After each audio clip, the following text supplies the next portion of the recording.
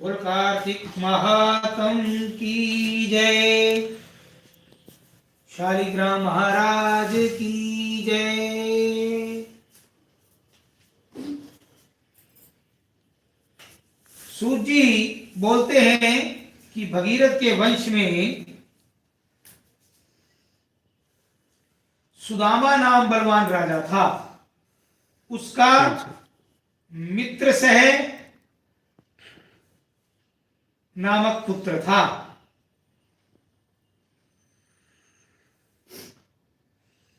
सोदास वशिष्ठ जी के शाप से राक्षस हुआ, गंगाजल के प्रभाव से परम पद को प्राप्त हुआ। ऋषि बोले,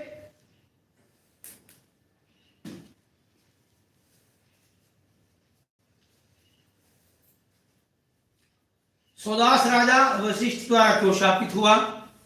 हे सूत, सब वृतांत कहो। सुनने वालों के पापों को गंगा दूर करती है।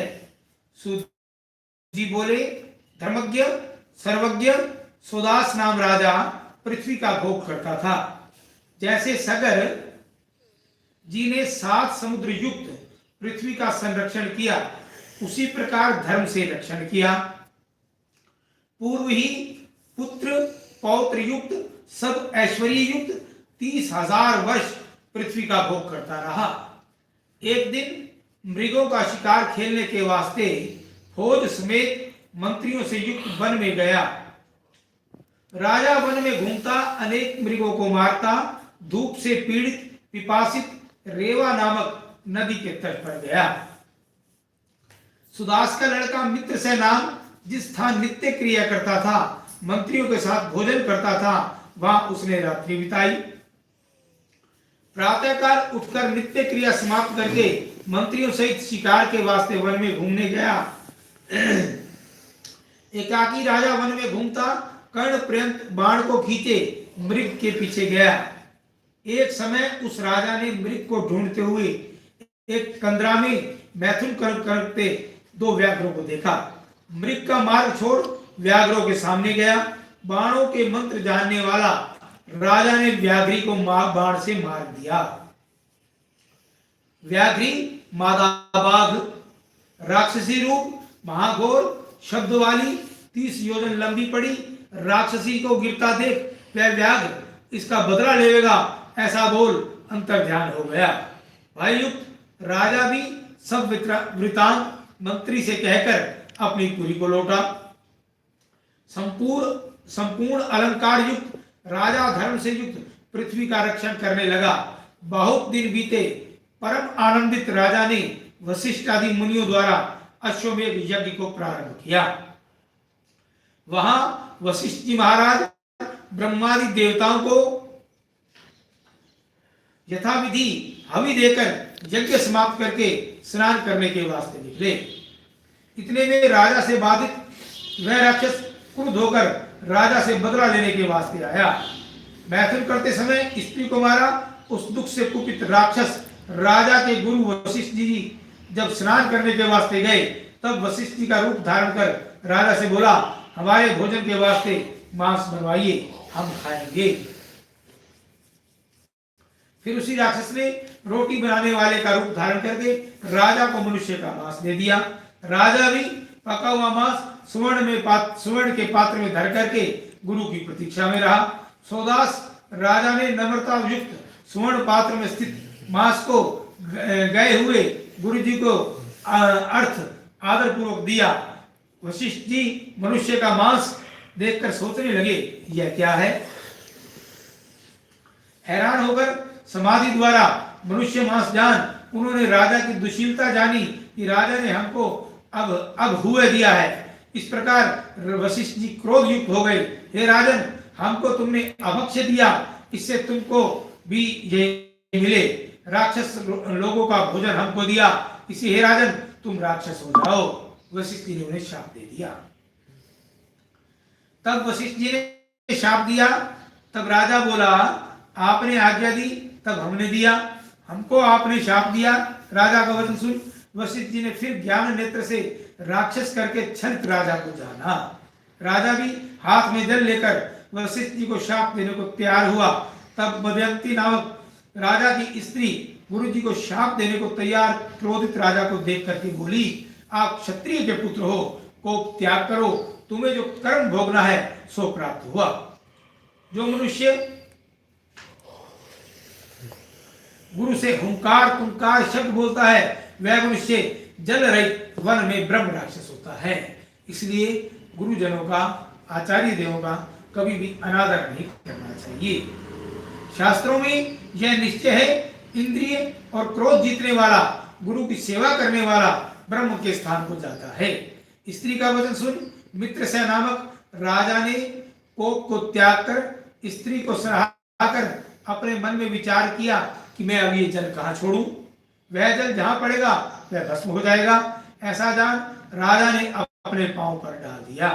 उस जल के स्पर्श मात्र से पांव मलिनता को प्राप्त हुए। तब से लोक में कलवाशपाद नाम ऐसा नाम प्रसिद्ध हो गया। बुद्धिमान कलवाशपाद नाम राजा ने स्त्री से आश्वासित हो भय युक्त हुए गुरु जी के चरणों की वंदना की। नीति को जानने वाला राजा हाथ जोड़ करके बोला, महाराज मेरा किया सब अपराध क्षमा करो। दुखित वशिष्ठ जी ने विचार करके फिर राजा से अज्ञान में प्राप्त अपनी निंदा की। अज्ञान सब लोगों की विपद का परम पद है। ज्ञान रहित मनुष्य लोक में पशु है। राजा ने अज्ञान से ऐसा किया, ज्ञान रहित हमने भी पाप किया। ज्ञानवान सुख पाता है, ज्ञान रहित कोई सुख नहीं पाता। ऐसा विचार वशिष्ठ जी राजा से बोले, यह शाप बहुत दिन नहीं रहेगा।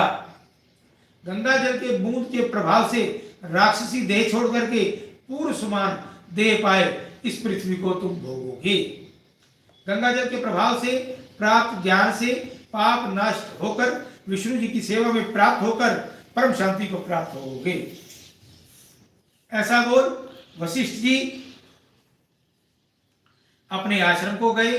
राजा भी दुख युक्त राक्षस की देह को प्राप्त हुआ।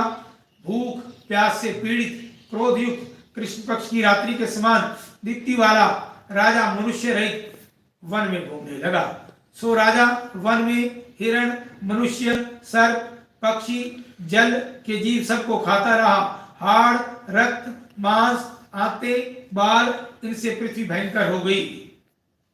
राजा 6 महीने के बीच में 100 योजन पृथ्वी को व्याकुल करके दूसरे वन को गया। मुनि और सिद्धों से युक्त नर्मदा के तट पर आया। नर्मदा नदी पहले भी बताया था, अत्यंत पवित्रतम नदी है।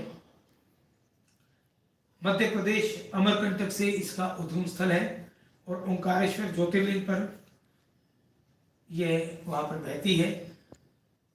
हो सके तो जब भी सौभाग्य मिले नर्मदा नदी में अवश्य स्नान करें। बोल नर्मदा मैया की जय। मनुष्यों का मांस खाता रहा, सब लोगों को भय करने वाले राजा ने नर्मदा के तट पर घूमते हुए स्त्री के साथ रमण करते हुए एक मुनि को देखा। भूख से पीड़ित दौड़ करके मुनि को पकड़ा, जैसे व्याघ्र मृग के बच्चे को पकड़ ले। ब्राह्मण की स्त्री अपने पति को राक्षस के हाथ जोड़ भययुक्त राजा से बोली, हे राजन, आप क्षत्रिय के लड़के हो, भय करके विहल मेरा रक्षण करो। प्राण के समान प्रिय इस पति का दान करके मेरा मनोरथ पूर्ण करो। सूर्य वंश में उत्पन्न तुम मित्र से नामक राजा हो, राक्षस नहीं हो। जन रहित वन में अनाथ मेरी रक्षा करो। पतिहीन स्त्री जीती भी मरे के तुल्य है। हे राजन, उस पर भी बाल व धवे का क्या कहना है। माता पिता भाई किसी को नहीं जानती, परम जीवन मेरा पति ही है। तुम सब धर्मों को जानते हो, स्त्रियों को भी वृत्ति जानते ही हो। हे प्रजापाल, इस बंधु रहित का रक्षण करो। मेरा लड़का बालक है, इस वन में पतिहीन कैसे जीऊंगी। तुम्हारी कन्या है, पतिदान से रक्षण करो। प्राणदान के समान दान नहीं है और ऐसा होगा भी नहीं, ऐसा ज्ञानी कहते हैं। हमें प्राणदान करो। ऐसा वचन बोल ब्राह्मणी जल्दी राक्षस के पांव में पड़ गई। ऐसे कहते भी राजा ने ब्राह्मण के देह को खा लिया, जैसे व्याघ्र बल से मृग के बच्चे को खा जाता है। तब उस ब्राह्मण को पतिव्रता स्त्री बहुत विलाप करके गुस्से होकर पूर्व विशापित राजा को जोर से बोली, मैं तुम कर्म में सख्त, मेरे पति को बल से तुमने मारा। इससे तुम भी जब स्त्री का संग करोगे तब नाश को प्राप्त होगे। क्रुद्ध ब्राह्मणी ने इस प्रकार शाप देकर फिर शाप दिया, तुमने हमारे पति को मारा, इससे निश्चय राक्षस रहो। सो राजा भी दो शाप सुन करके मुख से अंगारा छोड़ता हुआ ब्राह्मणी से गुस्से हुआ, हे दुष्टे, एक अपराध में दो शाप हमको क्यों दिए? हे दुष्टे, जिससे तुमने हमको दो शाप दिए, इसलिए तुम पुत्र युक्त इसी वन में पिशाच योनि में प्राप्त हो। इस प्रकार शाप को प्राप्त ब्राह्मणी पिशाचनी हुई, पुत्र युक्त भूख से पीड़ित भयंकर रोदन करने लगी। राक्षस और पिशाची दोनों वन में शब्द करते हैं। कुछ काल में राक्षसों से सेवित नर्मदा के तट पर वन के नीचे गए। वहां वट का रहने वाला एक ब्राह्मण राक्षस था, जिसने गुरु को गुस्से करके राक्षस का रूप पाया था। वह बहुत दुख युक्त लोक का विरोधी था। वह ब्रह्म राक्षस पिशाच पिशाचिनी को देख क्रोध से बोला, मेरा रूप धारण किए हुए तुम दोनों क्यों आए हो? किस पाप से ऐसी दशा हुई? सो कहो। सोदास नामक राजा ने उसका वचन सुन ब्राह्मणी और अपना सब वृतांत कहा। फिर ब्रह्म राक्षस से बोला। इति श्री पद्म पुराण अंतर्गत कार्तिक महात्म 26वां अध्याय समाप्त। बोल कार्तिक महात्म की जय। आगे का वृतांत कल की कथा में बताएंगे। कथा श्रवण में यदि आनंद आ रहा हो तो कृपया आप अपना चैनल जय तिरंगा लाइक, शेयर और सब्सक्राइब करते रहिए। बोल विष्णु भगवान की जय। बोल कार्तिक महात्म की जय। बोल शालिग्राम महाराज की जय।